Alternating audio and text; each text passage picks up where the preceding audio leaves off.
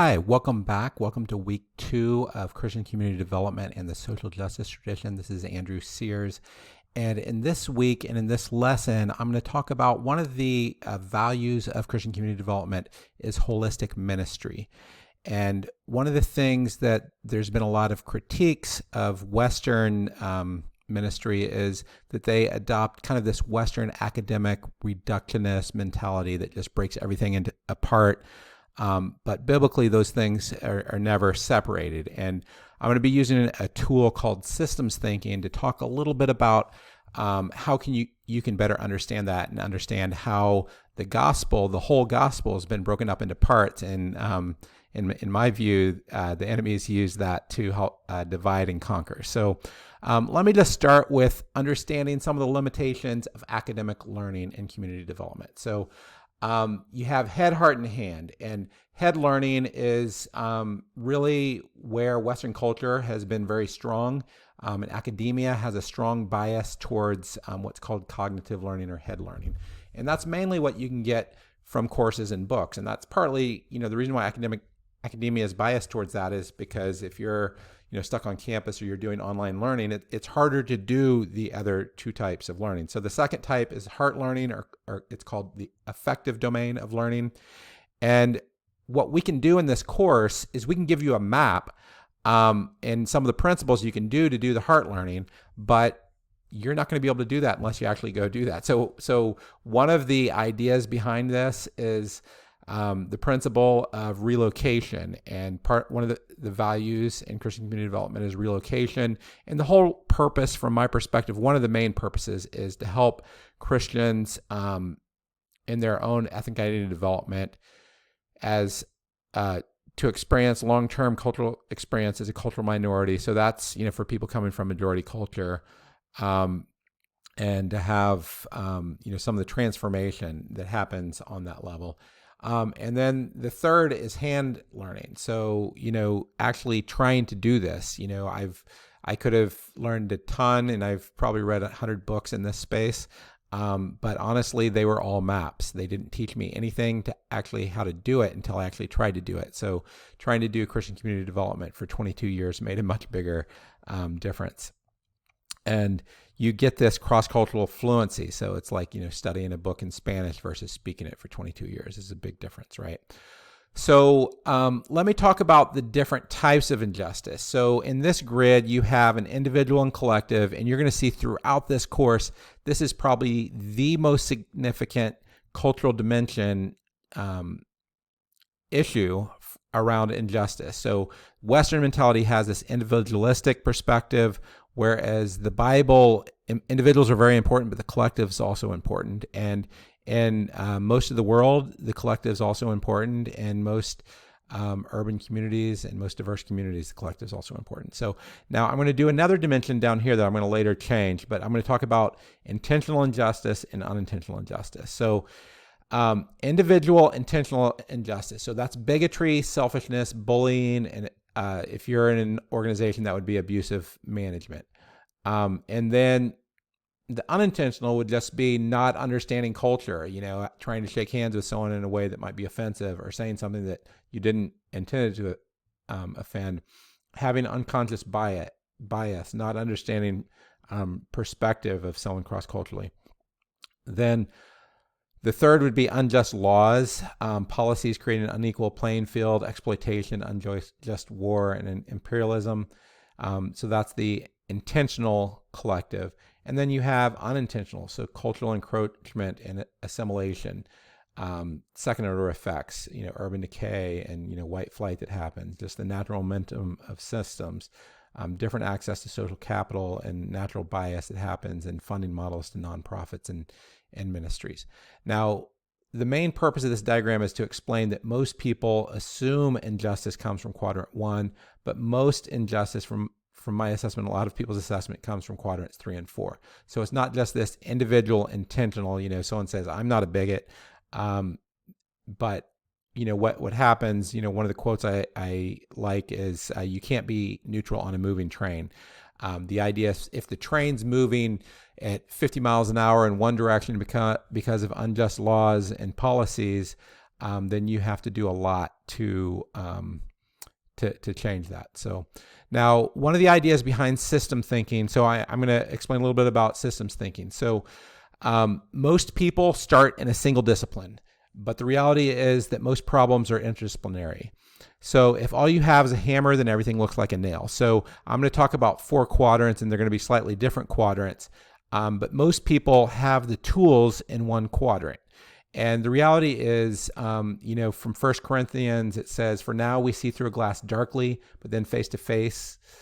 Now I know in part, then I shall know, even as I am known." So I really like this, see through a glass darkly. It's like we're seeing the world through shaded glasses. So we only have one quadrant that most of us really have a good grip on.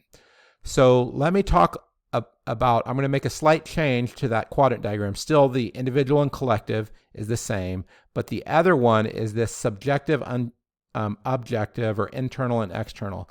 Now, this grid is extremely important, and it's going to be the primary one that I'm going to use throughout this course.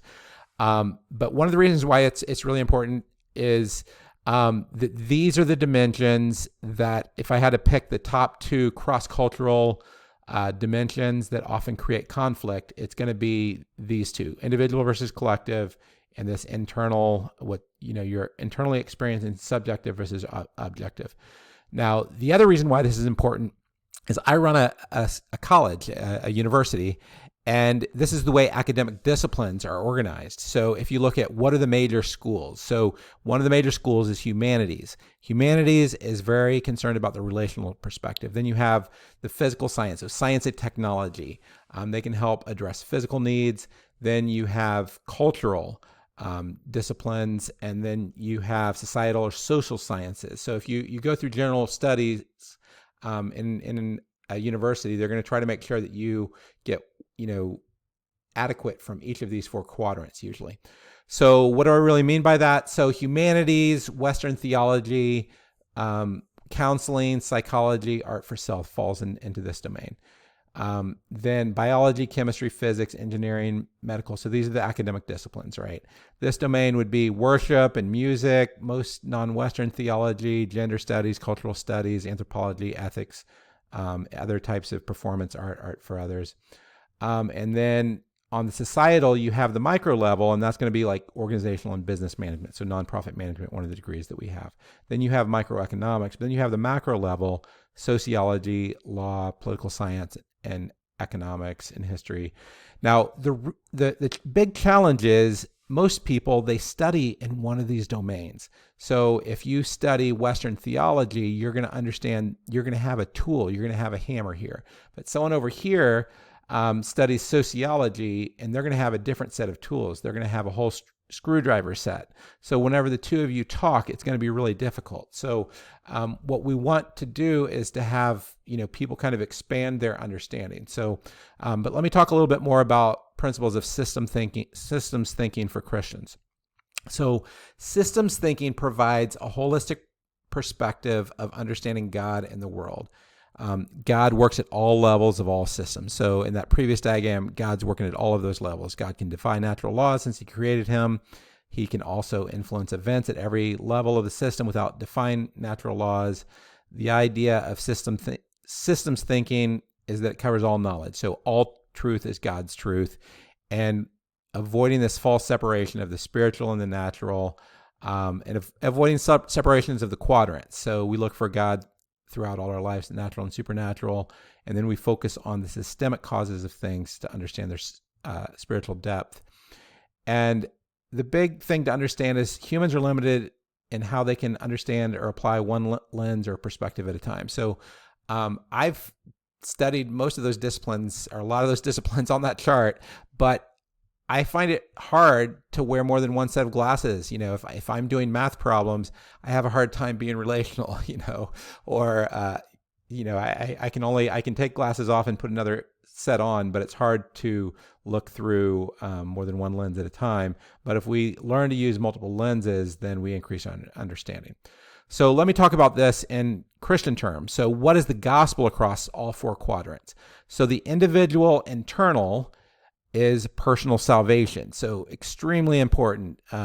that people need to be saved. We need individuals to be saved, right? But then meeting physical needs and restoration of physical health also extremely important. Now, the Lausanne Conference, which was, supported, it was probably the biggest gathering of evangelical Christians globally. It happens every, decade or two. It is consistently said you cannot separate these. Any attempt to separate these is not biblical. And if you really look at how they explain it, they say you need to cover all four quadrants. So ultimately, we need to meet people's physical needs. James talks about you can't just say be well fed and then move on. You need to meet those needs.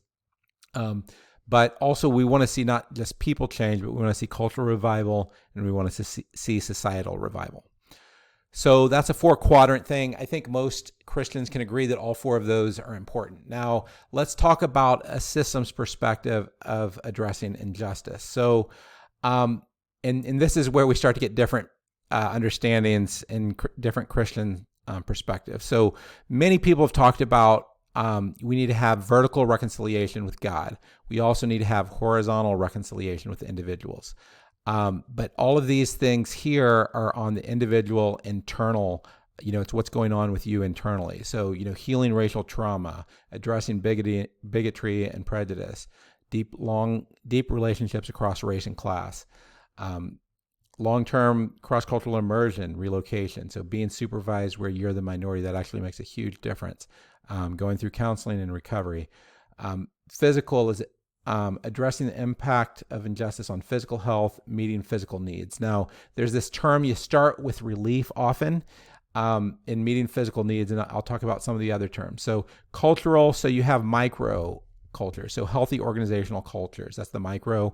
And that would be to develop a community that supports positive cultural identity development. So that could be, a relocation community, that could be the Black church, that could be a Latino church that has things like Black history, and has Black worship styles and things along those lines, and really good at doing leadership development of cultural minorities in the larger society.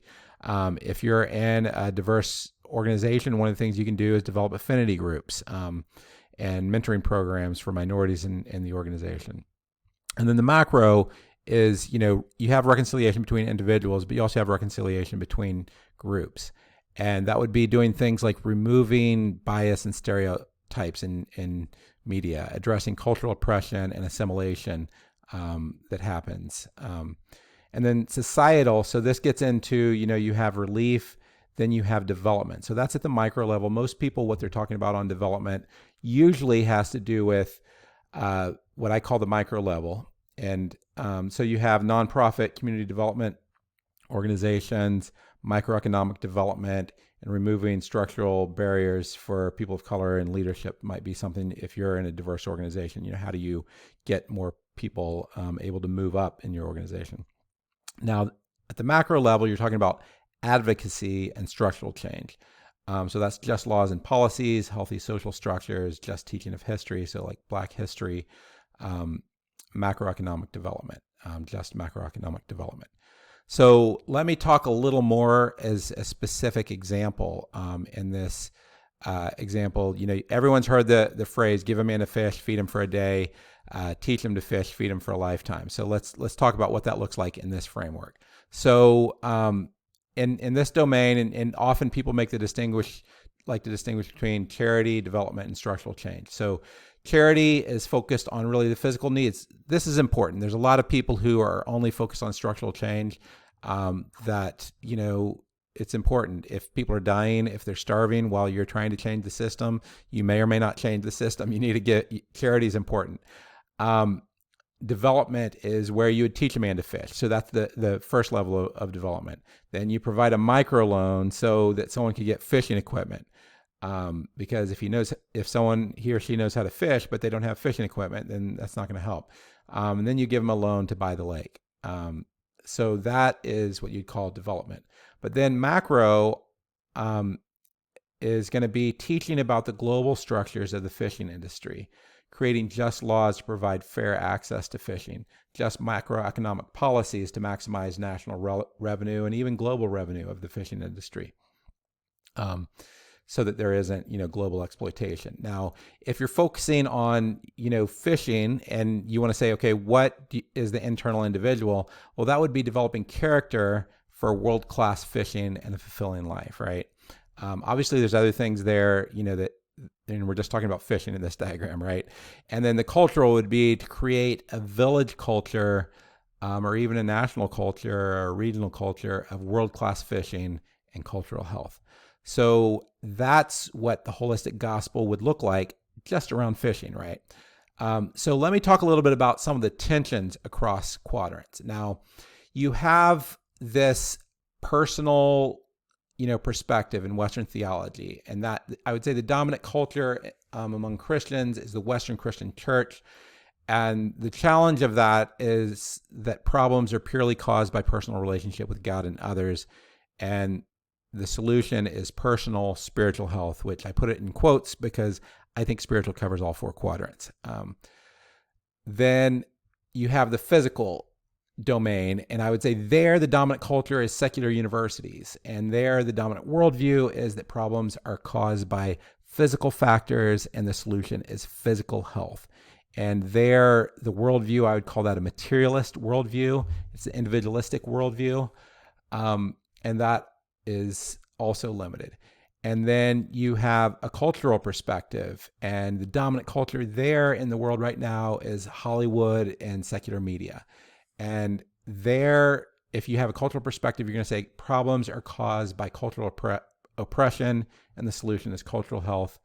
And then here you have dominant culture as secular universities, and the dominant worldview, and this is, in the societal sector. So in the dominant worldview is that problems are caused by power, structures, and policies, and the solution is societal health by giving oppressed groups power.